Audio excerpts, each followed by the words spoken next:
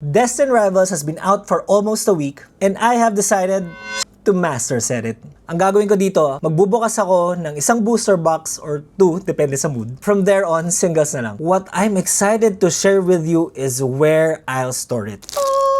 This is the Destined Rivals binder by 1UP and I got mine from N1 Card Shop for 2,080 pesos. Of course, my top chase for this set is Team Rocket's Mewtwo SIR and Cynthia's Garchomp SIR. To start this master set off, magbubukas ako ng 4 packs kaya tara, pull tayo.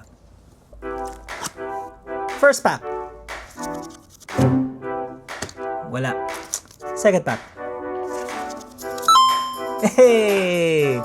EX. Okay na yun. Third pack. Ooh! Third pack. Yan Mega EX. Nice. Fourth pack.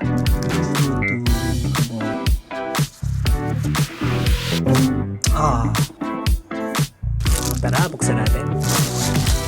Ang ganda. Mukha ng box art sa ETV. Sorry. Lagay ko na lang pala next time. Hindi ko pa alam kung paano ko ayusin. See you.